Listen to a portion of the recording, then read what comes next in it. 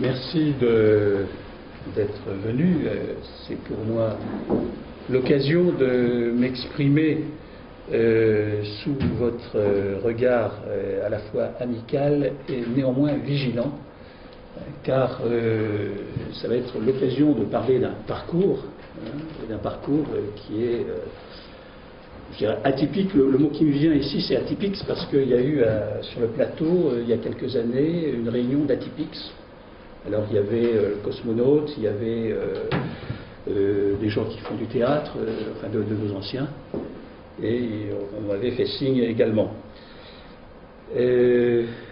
Donc pourquoi est-ce que je parle, disons à quel titre je parle ici?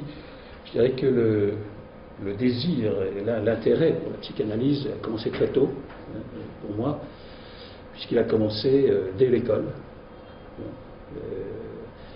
C'est-à-dire ici, on était encore ici, promotion 68, je précise, c'est celle qui a passé les concours plutôt que d'être dans les rues, je précise.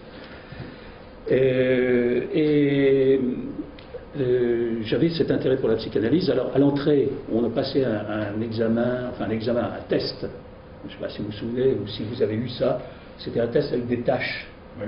On appelle ça le test du Rorschach. Et ça m'intriguait, donc on nous avait dit, si vous êtes intéressé, venez, il y a un service, là, je suis allé à ce service, et là, on ne m'a pas du tout parlé des tâches de Rorschach, mais on m'a proposé de revenir la semaine prochaine. Donc voilà, et pendant un an, j'ai vu une charmante psychologue, et puis à la fin de l'année, elle m'a dit, je m'en vais, mais dans le bureau d'à côté, il y a un psychanalyste, et il y avait un bureau avec écrit psychanalyste. Donc, pourquoi pas, hein. Donc je suis allé le voir. Alors, comme il était ici à l'école à temps partiel, rémunéré par les cotes, il ne pouvait pas faire payer ses patients, ici. Donc, j'ai découvert par la suite, dans un article qu'il avait écrit à l'école freudienne de Paris, à l'école de Lacan, que la façon qu'il avait de se faire payer, puisqu'il était là au quart-temps, c'était, il y avait ses horaires. Et il fallait nous débrouiller, obtenir un passe-droit, etc., pour pouvoir aller à l'heure qu'il avait prévue au rendez-vous. Bien, ensuite, j'ai continué avec lui en ville, et c'était ma première tranche d'analyse. Au bout de 2 ou 3 ans, je ne connaissais rien de la psychanalyse, j'ai appris qu'il existait quelqu'un qui s'appelait Jacques Lacan. Et je l'ai appris comment? Par le fait que lui, ce psychanalyste, était un élève de Lacan. Et chance, on était dans les années 70, Lacan donnait son séminaire à côté, c'était à la fac de droit. Donc j'ai suivi pendant des années le séminaire de Lacan.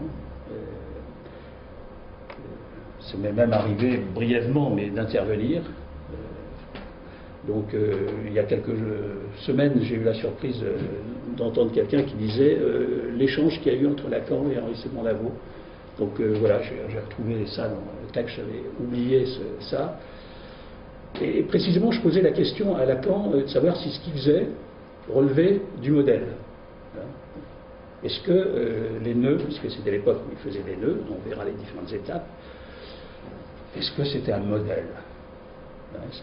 Est-ce qu'il utilise les mathématiques, comme on le fait en sciences sociales, comme un modèle? Voilà. Et à cette époque-là, donc, je demandais à être membre de son association, ce qui fut fait, association qui a été dissoute à sa mort. Enfin, dissoute un peu avant, puisque j'étais là quand il a annoncé la dissolution. Et ensuite, il y a eu une sorte d'émiettement, comme c'est l'habitude dans ce genre de société. Quand le fondateur disparaît, il y a en général des divergences qui ressortent et donc un émiettement. Donc je connais assez bien cette période. Et ensuite, j'ai pendant des années à l'hôpital Sainte-Anne, sous la directive du docteur Marcel Tchermak, qui était le chef de clinique de l'époque, m'a demandé de participer à la formation des psychiatres et psychanalystes. Donc tous les mercredis, j'allais leur faire de la topologie. On avait des échanges. Et après, il y avait des présentations de malades. Enfin, c'était une formation vraiment extrêmement intéressante. Par la suite, je ne suis pas allé dans les universités passer des diplômes, enfin j'en ai passé, mais pas dans la psychanalyse, puisque de toute façon, ça n'existait pas. Il n'y avait pas. Vincennes a commencé un petit peu à ce moment-là, mais il n'y avait pas vraiment de diplôme. D'ailleurs, dans la commission que Michel a mentionné, on a reçu quelqu'un récemment, ils étaient obligés à l'époque de passer un diplôme de philosophie avec une sous-dominante psychanalyse. Ça a été le début de l'introduction de la psychanalyse à l'université. Mais ce n'était pas le mode de transmission de la psychanalyse. Le mode de transmission de la psychanalyse, Lacan a pris soin de distinguer ce mode de transmission du mode universitaire d'apprentissage. C'est-à-dire que si on a une tête bien faite et bien pleine, ça ne suffit pas pour être psychanalyste. Donc, pendant un peu plus d'une dizaine d'années, j'ai travaillé dans un hôpital psychiatrique, un jour par semaine, pour apprendre là, des cas lourds de psychotiques. Et puis, ensuite, j'ai mené les deux métiers, c'est-à-dire le métier, entre guillemets, de polytechnicien et le métier de psychanalyste, d'une façon qui permettait de combiner les deux. Voilà. Alors, juste deux mots qui sont, je dirais, connus, mais juste pour situer, parce que je dirais que la psychanalyse, d'une certaine façon, aujourd'hui, ça fait partie de la culture, ça fait partie du discours courant. On en sait des choses, et on en sait des choses tout de suite. C'est-à-dire que les mathématiques de Jacques Lacan, tout de suite, ça fait réagir. Donc on a reçu des réactions. J'en ai reçu aussi directement, très intéressantes. Donc quelqu'un qui dit j'ai lu que ce que fait Lacan, c'est de la pataphysique. Donc on doit voir, non pas définir la pataphysique parce que ce serait difficile, mais en tout cas voir si c'était ça, si c'était un ornement ou si c'était un outil de travail. C'est ça, au fond, la question. Et donc, juste pour situer, saint Thomas d'Aquin, l'anima, l'animus, l'animus, le corps, les sensations, l'anima, l'espace du raisonnement, de la ratio, et puis tout un parcours, parce qu'on se demandait, au fond, qu'est-ce qui détermine des personnes raisonnables de façon irraisonnable. D'ailleurs, j'ai pris saint Thomas d'Aquin, mais j'aurais pu remonter aux Égyptiens. Vous savez que les Égyptiens avaient parfaitement décrit ce qu'on appelle aujourd'hui l'hystérie. Et ils avaient des moyens de soigner, qui n'étaient pas la psychanalyse, mais qui était quelque chose qu'ils essayaient de mettre en place avec les outils de l'époque, c'est-à-dire les outils conceptuels de l'époque. L'outil conceptuel principal étant qu'est-ce qui nous détermine, qu'est-ce qui fait qu'on est des sujets. Et c'est une époque où, pour reprendre les trois états d'Auguste Comte, c'était une époque où le sujet, il était dans le ciel, c'était les dieux, l'époque théologique, puisque le pharaon en était le représentant. Donc on cherchait les causes à ce niveau-là. Alors progressivement, on est passé à, je dirais, des étapes plus terrestres, avec des étapes intéressantes. Vous savez que si Lacan a fait de la topologie, il y a des gens bien avant lui qui ont fait de la topologie. Par exemple, vous avez un théologien 13e, à peu près, un siècle près, je ne me souviens plus, Nicolas de Cuse, qui est connu pour avoir promu ce qu'il appelle la docte ignorance. Eh bien, il utilise de la topologie, il utilise de la géométrie pour montrer que l'homme ne peut pas atteindre une position divine. Alors comment? On va vous faire le dessin, enfin vous faites un cercle, dedans vous mettez un carré.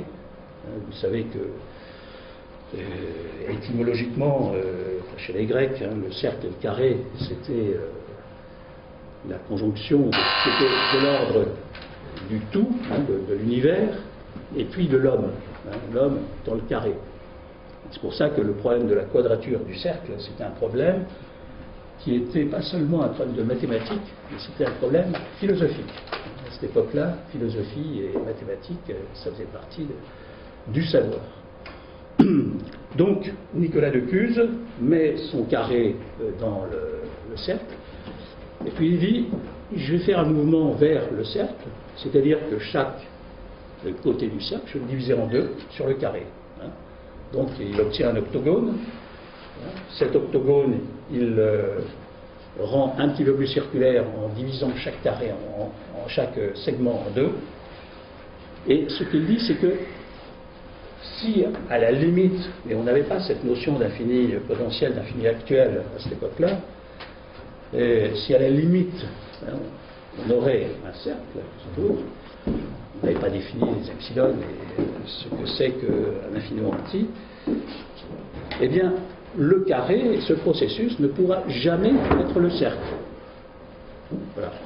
Donc vous voyez comment, déjà, et bien des siècles avant notre époque, on faisait appel à de la géométrie pour soutenir une démarche qui était une réflexion d'ordre théologique ou philosophique. Alors ensuite, on a, il faut le citer, en France, une remarquable école de psychiatrie au XIXe siècle, qui est une école sans laquelle la psychanalyse n'existerait pas aujourd'hui, pour la raison que c'était des psychiatres qui avaient, je dirais, une conscience et une façon de travailler très précise. Ils prenaient en note tout ce que disait le patient. Ils faisaient des verbatims et ils travaillaient sur ces verbatims de façon à ensuite faire émerger des cas et des pathologies, de les nommer, la paranoïa, la psychose maniaco-dépressive, etc. Tout ça, ce sont des pathologies qui ont été définies au XIXe siècle. C'est également l'époque où les élèves de Claude Bernard ont, je dirais, un peu donné un peu plus de science à la médecine. Et notamment Charcot, qui œuvrait pas loin d'ici, à la Salpêtrière, et qui, à la suite de différents postes, s'est trouvé responsable des mentes dont il s'est occupé et qu'il a reconnu comme hystérique. Et alors, le point important de son enseignement, et c'est ce que Freud, qui est venu à la Salpêtrière, a retenu, c'est que, notamment sur des cas où il y avait une paralysie du bras, eh bien, une paralysie organique du bras, ça inclut l'épaule, ça inclut l'ensemble ici. Or, les patientes qu'il avait avaient une paralysie qui s'arrêtait là. C'est-à-dire, ici c'était sensible, là ça ne l'était pas. Donc, pour lui, c'était une preuve que, disons à partir de là, parce que le terme de preuve, il faut le manier avec précaution, à partir de là, il s'est dit, eh bien, ça n'est pas purement organique. C'est en fait quelque chose qui joue au niveau du fonctionnement, et il a repris donc ce terme de Claude Bernard qui est la fonction. C'est la fonction qui détermine ce qui se passe. Donc cet aspect fonctionnel est très important, surtout qu'aujourd'hui, on se trouve à une époque avec des moyens considérables, des moyens qu'on n'avait pas avant, qu'on n'avait pas à l'époque de Freud, notamment d'observer ce qui se passe dans le cerveau. de façon précise. Et évidemment, on se trouve avec cette question de savoir est-ce que le sentiment d'amour, de haine, est-ce que c'est à tel endroit du cerveau? Alors on parle du cerveau droit, du cerveau gauche. Hein, est-ce que c'est localisé? Est-ce que c'est localisable? Donc on a ces outils, il y a des personnes qui essayent de faire des travaux de localisation aujourd'hui qui sont tout à fait étonnants d'ailleurs. J'ai eu l'occasion de parler avec des psychiatres de Grenoble qui sont plus sur le versant de ce qu'on appelle des sciences cognitives que de la psychanalyse. Et ils m'ont dit, on est capable, par exemple ici vous avez un muscle qui va vous faire ça. Hein. On sait quel endroit du cerveau il faut chatouiller, si je puis dire. Le chatouiller en question, c'est simplement mettre du magnétisme qui va créer des courants électriques. Et donc on peut diriger ce courant électrique dans un endroit précis et ça va vous faire ça. Et après, dans ce cadre-là, j'ai eu l'occasion de demander à Axel Kahn, qui est un biologiste très, très connu, et il se trouve que il y avait une radio qui enregistrait la question. Alors je demandais à Axel Kahn, est-ce que vous travaillez avec la notion d'inconscient? Et sa réponse a été oui, dans la mesure où l'inconscient est une forme de mémoire, une mémoire globale, d'un instant T, et un ensemble on va dire, d'états dans le corps. Et il est possible de remémorer ces états, donc il travaillait avec cette notion-là de l'inconscient, qui n'est pas la notion de... Enfin, la psychanalyse n'a pas besoin de cela. Et alors ce qui est intéressant, c'est que, c'est pour ça que je le cite, c'est qu'ensuite j'ai réécouté l'interview dans la radio, sur Internet, en stream, et ma question, elle a été effacée et remplacée par quelle est l'actualité des sciences collectives aujourd'hui par rapport au corps humain. Enfin, on avait absolument effacé psychanalyse, inconscient. Vous voyez, ce sont des choses qui, dans certains contextes, ne sont pas admis aujourd'hui. Ça a été tout le temps le cas. Je vous rassure, Freud, si vous prenez les textes de Freud, les conférences, il démarre toujours en donnant l'état des polémiques, et on ne manquera pas à cette tradition tout à l'heure, l'état des polémiques, et puis néanmoins en avançant ce qu'il a à dire et en revenant souvent en conclusion là-dessus. Alors, Freud est donc stagiaire chez Charcot, et il bénéficie de ce pas qu'a fait Charcot, c'est-à-dire de sortir de l'organique, d'aller au niveau de la fonction. Alors ensuite, il a fait différentes recherches, mais je dirais qu'il y a deux temps importants chez Freud, qu'on a appelé les topiques. Le premier, c'est quand il a articulé l'inconscient, le préconscient et le conscient, la science des rêves, 1901, en imaginant qu'il y a donc un espace, sans dire si cet espace est accessible visuellement, enfin par des outils, en tout cas il y a un espace de la vie psychique qui échappe au sujet et qui est capable, qu'on est capable de faire revenir à la conscience sous certaines conditions. Donc il n'a pas réussi tout de suite à trouver les bonnes conditions. Pour la petite histoire, il a essayé la cocaïne à un moment donné, et quand il a vu les dégâts que ça faisait, pas seulement sur lui, mais sur quelques-uns de ses collègues, il a arrêté ça, il a essayé l'hypnose, il a un jour eu une patiente, alors après l'hypnose, il mettait la main sur le front, et puis après, il écoutait la patiente, enfin, il parlait beaucoup. Hein. Et un jour, une patiente lui a dit « taisez-vous ».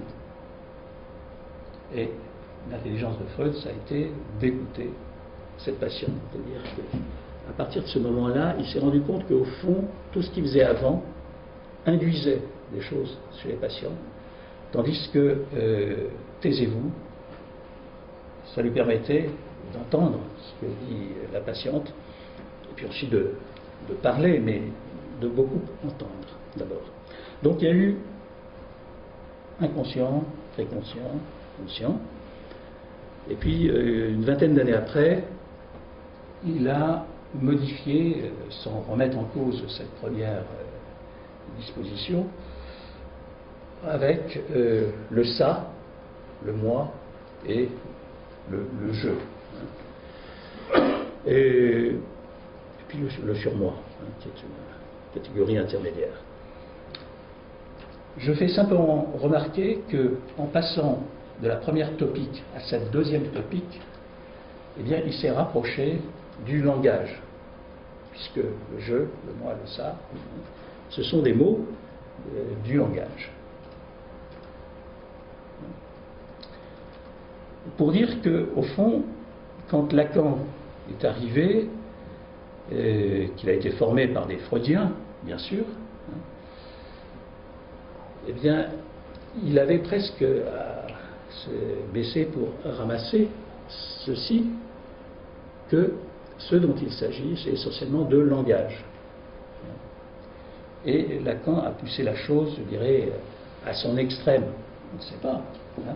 Mais en tout cas, assez pour créer, pour que se crée, parce qu'il a dit, moi je ne suis pas lacanien, hein, et pour que se crée un mouvement qui s'appelle le lacanisme et les lacaniens, aujourd'hui, dont je fais partie. Une telle étape, ça se crée nécessairement à partir de ce qu'on appelle, dans les sciences, une coupure épistémologique. C'est-à-dire qu'il faut qu'il y ait un moment à partir duquel, eh bien, on entre dans une démarche de repérage, hein, différente de ce qui se faisait avant. Durkheim, en fin 19e, avait fondé la sociologie avec coupure épistémologique. Un fait social ne s'explique que par un fait social. C'est une définition qui ne définit pas le fait social, même s'il l'a défini par ailleurs, hein, mais un fait social ne se définit que par un fait social. Une coupure de cet ordre-là, elle est toujours auto-définie. Ça me rappelle quand on nous apprenait, bien qu'il existe des définitions bien plus sophistiquées, on appelle ensemble toute collection d'objets réunis par la même propriété. Enfin, moi, c'est ce qu'on m'avait appris. Voilà, vous convenez qu'entre ensemble et collection, c'est du synonyme, hein, et que ça ne définit pas vraiment ce que c'est qu'un ensemble. Mais on admet en tout cas qu'il y a une coupure à partir du moment où il va y avoir des éléments et un ensemble, hein, et des ensembles. La coupure que Lacan a introduite est celle-ci. Le signifiant, c'est ce qui représente un sujet pour un autre signifiant. Ça montre tout de suite le caractère non déductif de la psychanalyse et d'autres sciences humaines. Ce n'est pas le mode par lequel on peut rentrer dans la psychanalyse, c'est-à-dire par des déductions à partir de ce que nous connaissons. Et je crois que c'est une expérience commune, en tout cas ça a été la mienne. Quand je suis arrivé à l'école freudienne de Paris, je ne comprenais strictement rien. Et j'avais des gens qui parlaient entre eux, pour moi c'était du chinois. Il y a un travail qui est nécessaire, qui est d'entendre, et à un moment donné, d'accepter, parce que ça ne s'impose pas, Il n'y a pas un diktat de penser que la psychanalyse est fondée, mais de faire ce pas, éventuellement de le vérifier, de le valider un peu pour soi-même et pour d'autres, soi-même à travers son analyse, qui permet de se rendre compte de choses qu'on a lues, mais quand on les lit, on se dit c'est pour les autres. L'histoire de l'Oedipe, par exemple, ça paraît tellement classique, on apprend ça dans les classes, pour combien de temps encore, je ne sais pas, avec les modifications en cours. Mais on se dit c'est les autres, mais quand on éprouve soi-même qu'on a été confronté à ça, et c'est le but d'une analyse, de rééprouver ça comme étant quelque chose dans lequel on était pris, et dans lequel on continue quelquefois d'être pris, eh bien, tant qu'on ne fait pas ce pas, eh bien, on reste en dehors de la psychanalyse, et on peut très bien s'emporter. Je veux dire, il n'y a aucune obligation. Je considère que la psychanalyse, ça intéresse à 1 pour 1000 de la société. Pourquoi? Parce que ceux qui sont vraiment très malades, ceux qui leur arrivent, ils y sont pour rien. Ils entendent des voix, tout ça, non, ils sont pour rien. Donc ils vont dans les hôpitaux et ils sont inaccessibles à la psychanalyse. Ceux qui vont bien, ils n'ont pas besoin de psychanalyse. Donc il faut aller, pas tout à fait bien, mais quand même rester assez bien pour se rendre compte qu'on est partie prenante de la chose. Donc à partir de ce moment-là, c'est possible. Il y a des cas où il m'est arrivé de recevoir des patients qui avaient vu des quantités de médecins sur Paris avec une douleur qui n'arrivait pas du tout, non seulement à soigner, mais elle se voyait sur aucun des examens. Une douleur au genou, tous les scanners, tout était en ordre. Pourtant, il y avait cette douleur. Et donc, je dirais, il est venu à la psychanalyse en désespoir de cause. Pas du tout parce qu'il y croyait, ni rien. Donc, je suis pendant des années devenu un scientifique de haut niveau, alors qu'il ne pouvait pas travailler. C'était handicapant, il n'arrivait pas à travailler. Et il est parti en disant écoutez, je perds mon temps ici. Je trouve que c'était une fin formidable. Pourquoi? On ne fait pas une psychanalyse pour avoir des compliments ou des remerciements de la part de ses patients. On fait une psychanalyse pour qu'ils prennent en charge leurs problèmes. Et quand il me disait je perds mon temps ici, ça veut dire voilà, c'est moi qui suis capable de me débrouiller. Donc voilà, c'est quelque chose qui est tout à fait intéressant de vivre. Alors, Lacan a fait donc cette étape de venir à la linguistique, mais comme il l'a fait pour la linguistique, et comme il le fera plus tard pour les mathématiques, c'est toujours en décalant un peu les concepts. C'est-à-dire que le concept de signifiant, pour lui, c'est pas le concept saussurien de Ferdinand de Saussure du signifiant.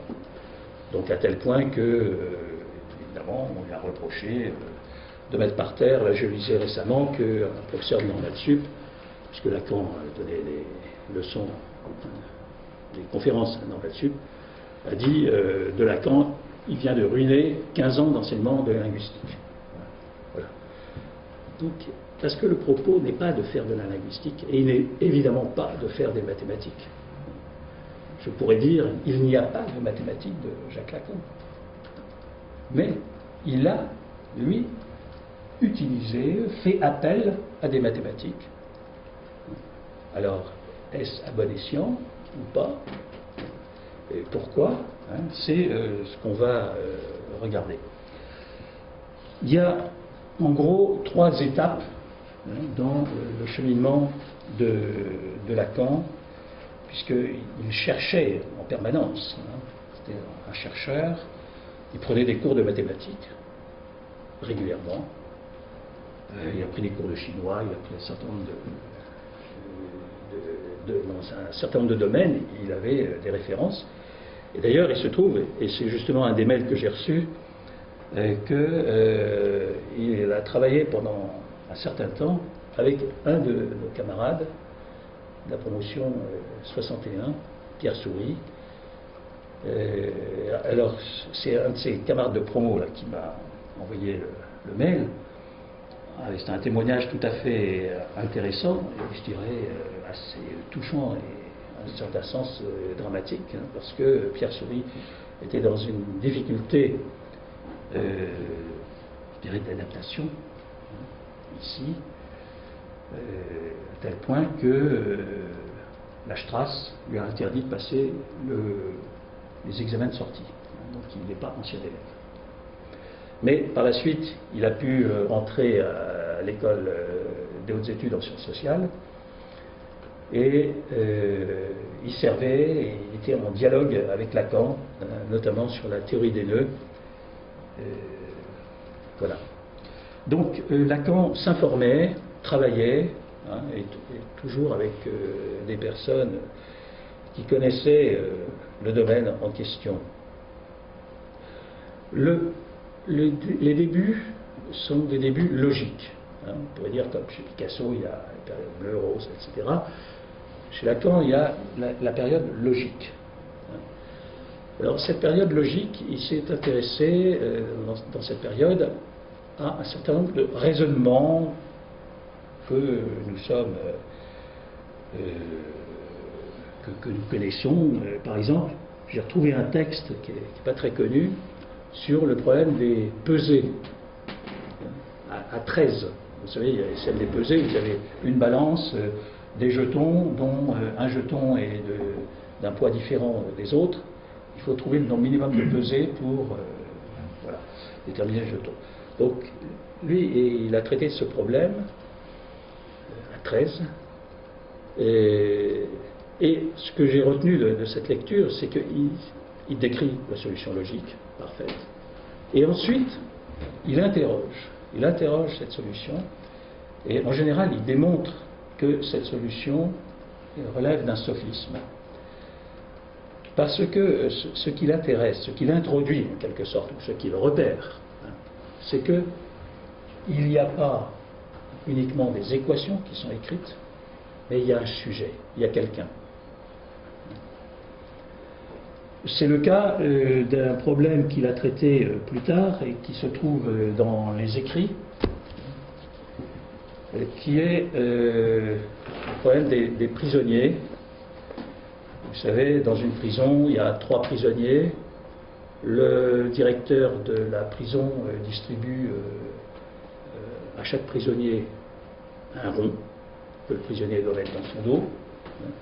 Et ces ronds sont choisis parmi 5, et on sait qu'il y a 3 ronds blancs et 2 noirs. Voilà. Donc, vous êtes 3. Hein.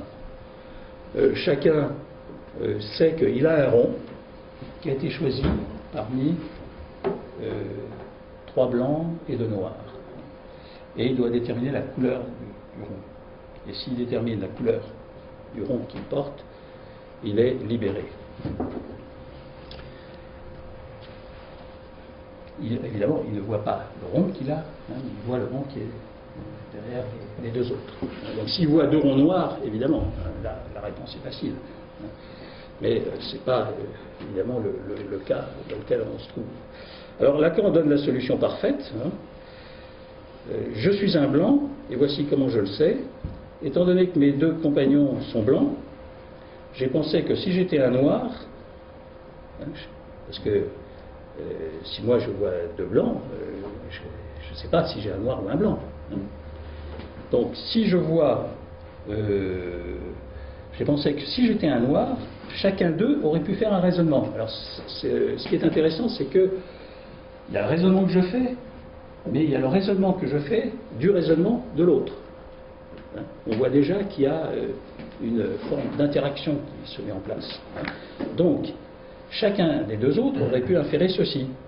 Si j'étais un noir, moi aussi, l'autre devant reconnaître immédiatement qu'il est un blanc, puisque si moi j'ai un noir, et que l'autre voit un noir, comme il n'y avait que deux noirs, il doit en déduire qu'il est blanc. Et bien il serait sorti.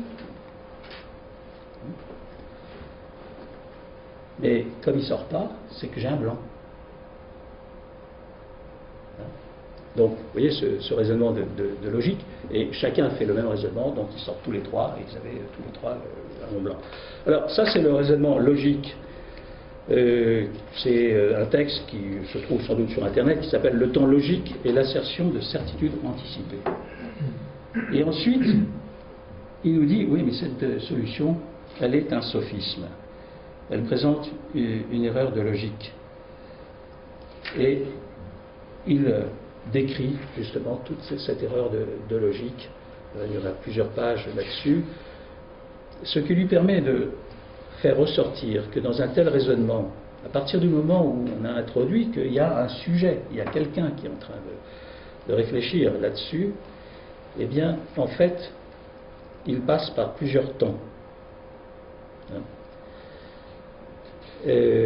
Et ces temps-là, c'est le temps pour voir, le temps pour comprendre et le temps de conclure. Et il repère ces trois étapes comme étant des étapes fondamentales dans toute relation intersubjective. Ça, je crois qu'on en fait tous l'expérience. Dans un exposé, il faut voir, le temps de comprendre, et puis le temps de conclure. Ce texte, vous le trouverez sûrement sur Internet. Donc il y a cette période de logique, qui est la période dans laquelle il a fait référence à plusieurs choses. Notamment, par exemple, il s'est intéressé par la suite dans quelque chose qui s'appelle, dans le domaine lacanien, des formules que je vais vous écrire.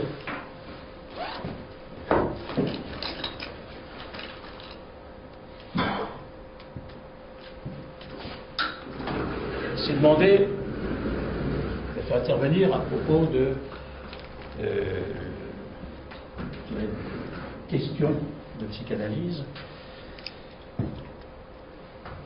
si tout le monde était concerné. Donc, il écrit pour tout X. Je vais le prendre d'abord sur cette forme. Il existe X tel que non phi de X.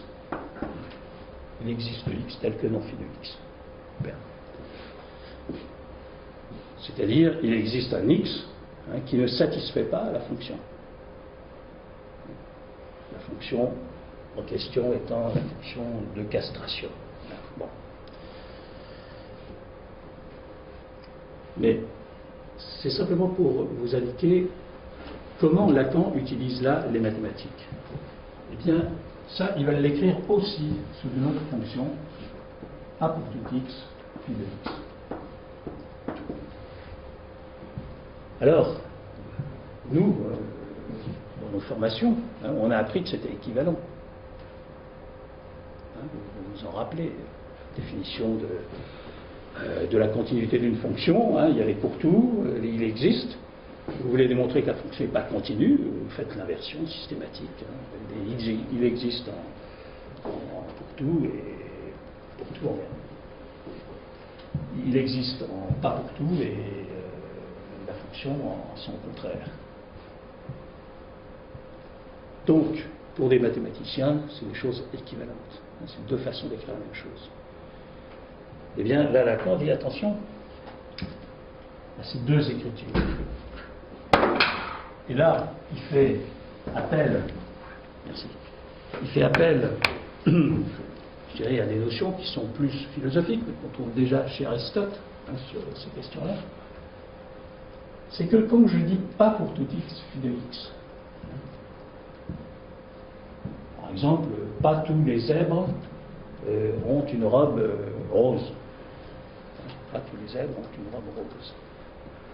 Quand je dis il existe un zèbre qui n'a pas une robe rose, je dis deux choses différentes. C'est-à-dire que là, j'ai introduit il existe. Il y en a un. Vous savez que cette question-là, ça a fait appel dans la théorie des ensembles à l'axiome du choix de Zermelo, c'est-à-dire que le fait que ça existe, le fait qu'on puisse aller chercher, c'est quelque chose qu'on doit introduire comme une hypothèse, et à partir d'un énoncé, on va pouvoir le trouver en général.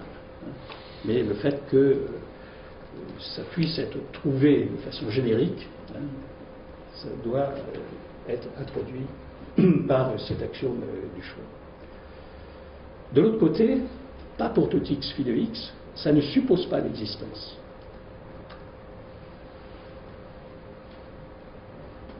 Alors c'est vrai que si je veux le prouver, je veux dire, on est tenté tout de suite, on se dit, si je veux prouver ça, il faut vraiment que j'en trouve un qui existe.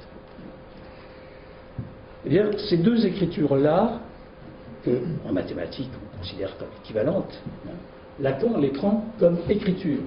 C'est-à-dire que ma thèse, c'est que pour Lacan, les mathématiques, il les utilise en forme d'écriture. Il ne les utilise pas pour faire des démonstrations. Et c'est vrai que si je regarde ces signes, ils sont différents. Ce sont deux écritures différentes. Et de ces deux écritures différentes, il articule le versant masculin et le versant féminin. Ça demanderait un développement un peu long, mais je peux dire que c'est quelque chose qui se vérifie dans les curves. C'est étonnant que ce soit.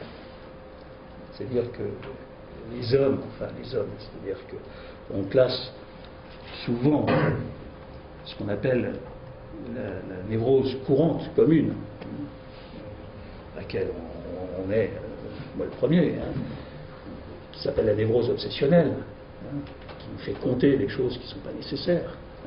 Compte, voilà. Et dans cette névrose-là, la notion d'infini est articulée autour du manque, autour du plus un, autour de ce qu'on va chercher en plus. Et on va répéter des actions.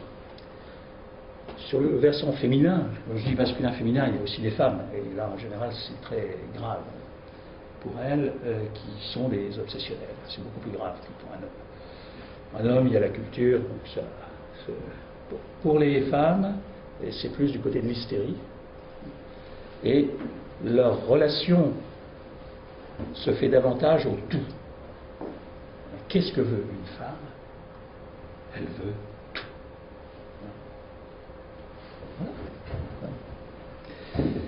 Et pour elle, c'est très difficile d'arriver au pas tout. Voilà. Donc, dans cette phase logique, Lacan a utilisé les mathématiques comme une écriture. Là ensuite, il y a eu une phase de topologie, puisque à ce moment-là, il s'est posé la question du lieu où se trouve le sujet. D'autres l'ont fait avant lui. Winnicott a des choses extrêmement intéressantes sur ce sujet.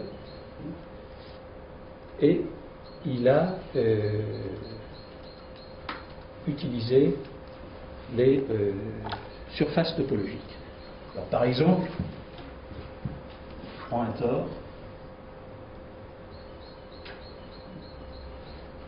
tore, surface qui a un extérieur, un intérieur, un intérieur qu'on appelle une âme, c'est le nom technique du tore, et il y a un autre tore qui va venir en quelque sorte boucher le premier tore, l'entourant de cette façon. Voilà. Donc vous avez un tort pris l'un dans l'autre.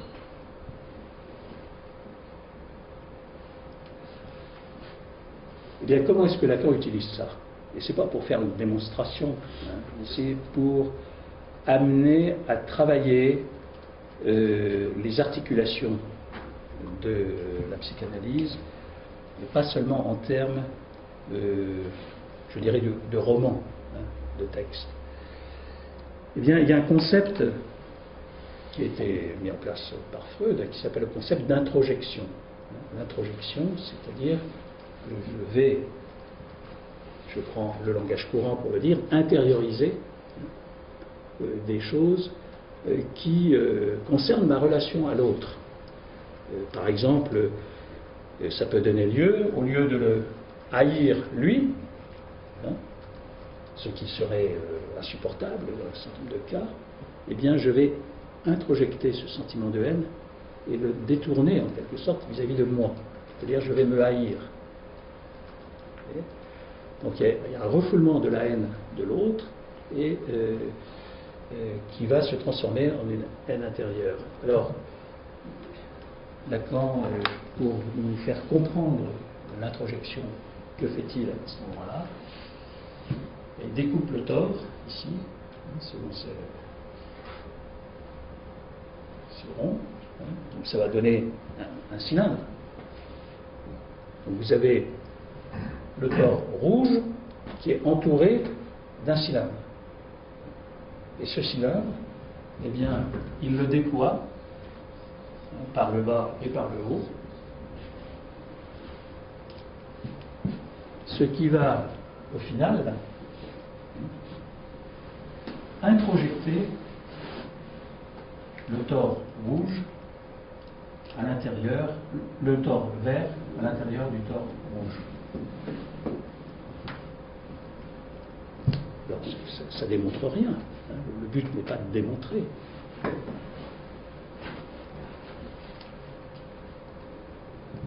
Mais c'est une écriture. Hein, une écriture topologique de cette opération qui s'appelle introjection. Et ce qui est surprenant hein, dans cette écriture topologique, c'est qu'elle se retrouve assez proche de textes qui ne connaissaient pas cette écriture. C'est-à-dire que quand vous allez vous mettre à décrire la figure, vous allez quasiment suivre le texte psychanalytique hein, qui a été écrit, par exemple, des années avant. Hein. Voilà ce que dit Winnicott hein, dans un article qui s'appelle « Le lieu où nous vivons ». C'était dans les années 60. Il est utile, selon moi, d'envisager une troisième ère de l'existence qui n'est ni dans l'individu, ni au dehors, dans le monde, qui est donc dans le monde de la réalité partagée, de la vie intérieure, la vie extérieure. Et puis, il y a cette réalité que Winnicott situe comme une sorte d'espace d'échange hein, entre l'intérieur et l'extérieur, et qu'il appelle l'espace potentiel. Alors, intérieur-extérieur, problème. Je veux dire, là, on veut bien, il faut faire un petit effort quand même pour accepter ça. Parce qu'on se dit, si c'est à l'intérieur, alors comment est-ce que ça peut venir dans une analyse? Si c'est à l'intérieur, j'y ai pas accès. D'où l'étape suivante, toujours dans les surfaces, chez Lacan, de s'intéresser aux surfaces qui n'ont ni intérieur ni extérieur, hein, qui sont la bouteille de plein, essentiellement. Donc, vous prenez une bouteille. Alors, dans notre espace à 3 dimensions, on est obligé, parce qu'on plonge dans notre espace, de faire ici une sorte de coupure, mais ici, il n'y a pas de point commun. Et ici, on se retrouve à l'intérieur. Tout ça, c'est à l'intérieur. On rattrape, je dirais, le culot de la bouteille. Eh bien, une telle surface, qui est basé sur la bande de Möbius, la bande retournée, raboutée, une surface qui est unilatère, qui n'a qu'un seul côté, la bande de Möbius. Eh bien, cette bouteille de cas, elle n'a qu'un seul côté, il n'y a qu'un seul espace, on peut passer de manière continue de l'intérieur à l'extérieur.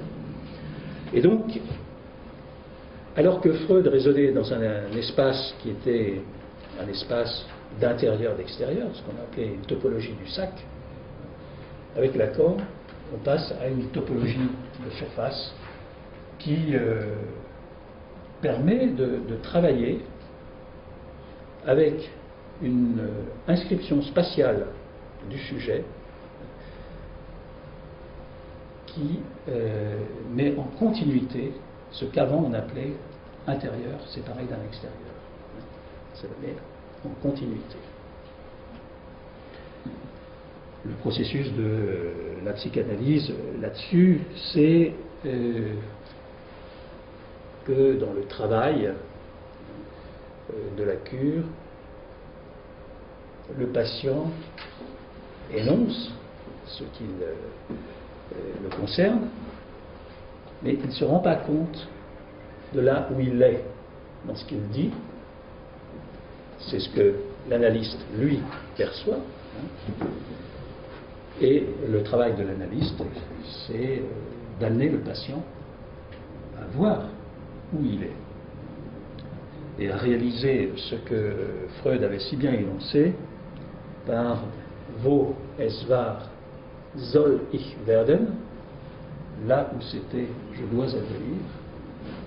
Et si je le dis en allemand, c'est qu'en allemand, devoir, il y a deux verbes, il y a sollen et il y a müssen. Müssen qui est l'impératif. Et là, on n'est pas dans l'impératif, on est dans un désir. Si je veux me rendre compte de ce qui se passe, eh bien, là où ça se passait au S-va, là où ça se passait dans l'inconscient, à mon insu, eh bien, je dois advenir, c'est-à-dire prendre la mesure que j'y étais pour quelque chose. Parce que si on arrive à faire évoluer nos patients, s'ils peuvent évoluer, c'est dans la mesure où ils prennent conscience qu'ils sont pour quelque chose dans ce qui leur arrive. Même le passé, même les scènes qui peuvent se produire de façon traumatique, il y a au moins une chose, c'est qu'ils étaient là dans l'effet que ça leur a fait à l'époque. Et ça, c'est quelque chose qui peut être travaillé. Ils peuvent, dans une analyse, arriver à un moment où ils vont pouvoir s'approprier ce qui est arrivé à ce moment-là et éventuellement dire, bon ben, en fait, c'est pas ça que je souhaitais, et ça, je vais... bon, c'est arrivé, mais le lien s'est fait entre leur inconscient et leur conscient, et ils peuvent maintenant se l'approprier et vivre avec. La dernière étape, c'est la théorie des nœuds. Lacan s'est intéressé à la théorie des nœuds, et notamment à cette articulation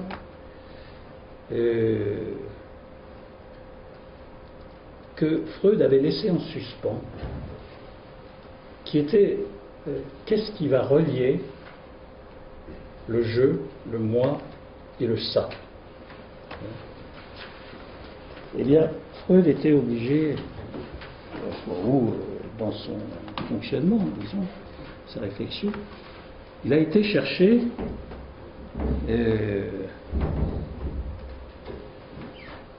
une quatrième entité, qui est ce qu'il a appelé la réalité psychique. La réalité psychique. Alors, vous savez que quand on bâtit une théorie et puis que ça ne tient pas trop, qu'on va chercher une autre hypothèse en plus, le rasoir d'Occam, on peut s'interroger sur la solidité. Grâce au nœud, ou à peu près à la même période, Lacan, lui, a articulé sa topique, qui est réelle, symbolique et imaginaire. Ce sont des concepts qui ne sont pas les concepts couramment employés. Par exemple, le réel, ce n'est pas la réalité. Le symbolique, ce n'est pas les symboles. L'imaginaire, ce n'est pas l'imagination. Donc, ça demande un travail. Si vous retrouvez, par exemple, sur Internet, la seule fois où Lacan s'est produit à la télévision, ça s'appelle Télévision. Vous en trouvez d'ailleurs le texte sur... il a été édité. Eh bien, il s'adresse, pour comprendre ces notions-là, aux personnes qui ont fait une analyse. C'est-à-dire qu'il y a un stade où il est nécessaire de faire une analyse. C'est pas étonnant, je veux dire que si on veut comprendre la théorie de la relativité généralisée, ben, il faut avoir appris ça, et ça, et ça, et puis il y a un passage. Hein. Ça ne peut pas forcément se comprendre sans faire ce travail. Alors, il prend ces trois ronds. Hein, là, c'est pour montrer comment réel, symbolique et imaginaire sont articulés. Donc, il prend ces trois ronds. Et puis, le troisième, alors, va circuler entre les deux autres. Alors, il passe en dessous celui qui est en dessous, en dessus celui qui, voilà, celui qui est en dessus, en dessous celui qui est en dessous, en dessus de celui qui est en dessus, et il aboutit à ce nœud qui s'appelle le nœud borroméen, du nom de la famille Borromée, qui est une famille italienne. Vous avez des îles Borromée qui sont très jolies sur un lac. Et il y avait trois branches dans cette famille, et ils avaient adopté ces armes pour indiquer que si une branche quittait le cercle familial, les deux autres ne se trouvaient plus liés. Et c'est ce qui se produit dans ce nœud borroméen. Si vous ouvrez l'un quelconque des trois, les deux autres sont déliés, alors que là, ils sont vraiment tous accrochés. Mais aucun ne passe à l'intérieur de l'autre.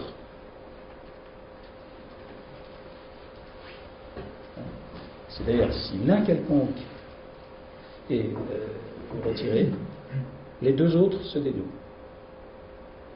Réel, symbolique, imaginaire, c'est-à-dire que si vous n'articulez pas les trois ensemble, si vous pensez qu'il y a une catégorie qui va déterminer les choses, la catégorie du réel par exemple, eh bien vous êtes dans un complexe, une situation qui n'est pas ce que Lacan a souhaité articuler à cet endroit. Alors, ce faisant, il n'a rien démontré, il ne démontre pas ça, mais ça permet de travailler, et je vous assure que c'est très intéressant de faire travailler les psychanalystes là-dessus, d'essayer de... Voilà. C'est-à-dire de sortir du cadre du roman, pour être confronté à ce qui est de l'ordre de la structure. Or, nous, je veux dire, on a été formés à ça. Et on a été, je dirais, tellement formés que ça peut, si on veut faire le travail dans le domaine de la psychanalyse, nous gêner. C'est-à-dire, on va être dans la démonstration, on va être comprendre trop vite. Et finalement, on va peut-être rater l'objet dont il est question. Alors, pour terminer, le temps de la polémique. La polémique, les polémiques, il y en a eu, il y en a. On n'a pas attendu Sokal et Bricmont, dont vous avez peut-être entendu parler, je veux dire deux mots, pour critiquer Lacan. Là, il y a un petit bouquin d'Isabelle Stengers,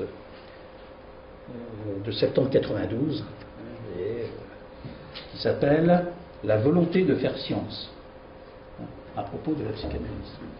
Édition Les empêcheurs de tourner en rond. Une édition tout à fait sympathique. Pardon? C'était les labos Sanofi. Oui. Alors, elle travaillait avec Prigogine. Il y a Prigogine, les structures dissipatives. J'ai eu l'occasion de la rencontrer à Cerisy en 81. Il y avait un colloque où il y avait Jean-Marie Domenac, qui était professeur à l'IX à l'époque. Il y avait Edgar Morin, il y avait Castoriadis, il y avait Isabelle Stengers.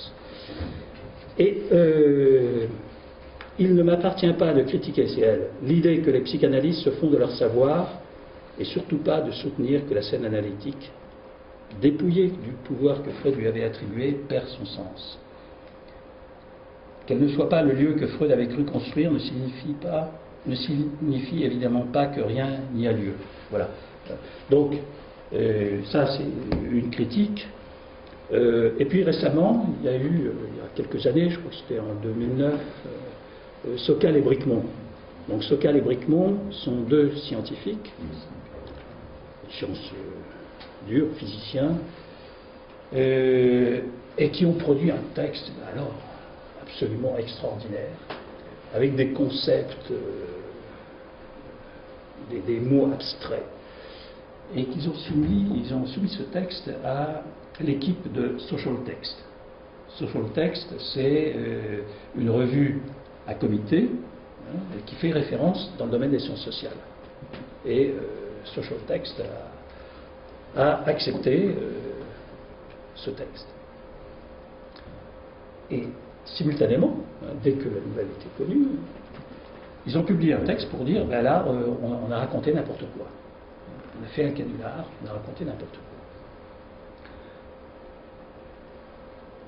Alors, ce qui me surprend, c'est les réactions qui ont eu lieu à partir de ça. C'est-à-dire qu'on a dit, donc, les sciences humaines, c'est pas scientifique, donc ça vaut rien, puisqu'on peut les tromper. C'est-à-dire qu'on a mis en question le système. Or, ces choses-là, ça se produit dans les sciences exactes. Vous avez des gens qui soumettent des faux.